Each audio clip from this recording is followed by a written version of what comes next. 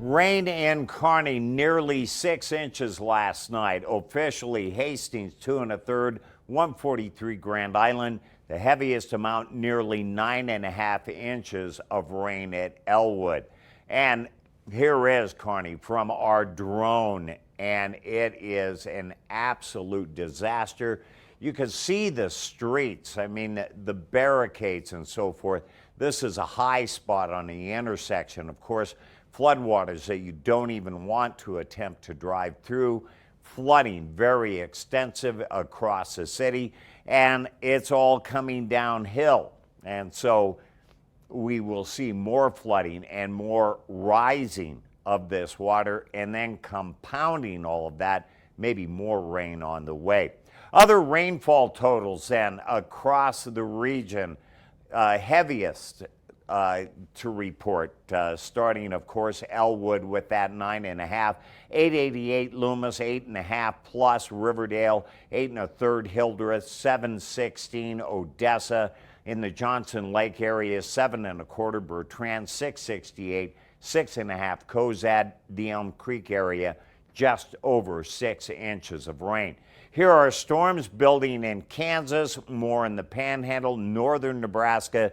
This whole area could fill in before the night is over, continuing to slide to the east. A fair chance of storms in the area where there are flood warnings currently in effect, and that could happen later on tonight, of course, starting west first and moving into the Tri-City area sometime after midnight. The odds 50%, but that's a pretty good chance. Severe thunderstorm watch for northern Nebraska until 9 o'clock tonight. We have the rotation around a surface low, and that is swinging these storms around. That's why we have a line extending down into Kansas, as well as a trough of low pressure extending right across Nebraska. And of course, that is one of the reasons we're going to see more storm activity. High pressure does roll in on the backside, and the cooler air drops in tomorrow. In fact, sunshine without the rain tomorrow. 81 Valentine, 89 at Goodland.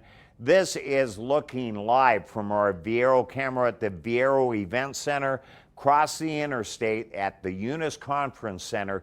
Look at the vehicles completely submerged at this time, and it is just total devastation in that part of Kearney out towards the interstate. It's exit 272, Highway 44 coming into Kearney.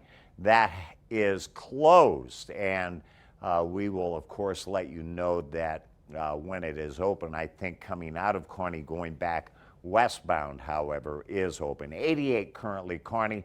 The barometer is climbing, humidity fairly high.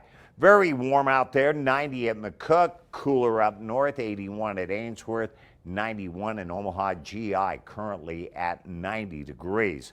So in the Tri-City area, more storms starting north and west. Southwest winds become northwesterly overnight tonight, and kind of strong during the day tomorrow. Those northwest winds, definitely a nice day, less humidity, and somewhat cool for July coming up tomorrow night.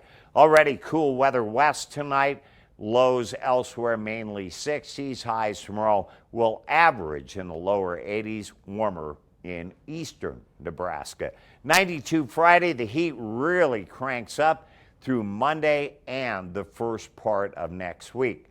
It's a warming trend, but the good news, Seth and Colleen, is thunderstorms, just a slight or better chance Friday night, a slight chance Saturday. Tonight, unfortunately, our best night for thunderstorm activity. So we're going to send it back to you guys. Hopefully the storms just kind of move around Kearney, Gibbon, Lexington, and of course you guys. Right. Yeah, it's a mess here in town. And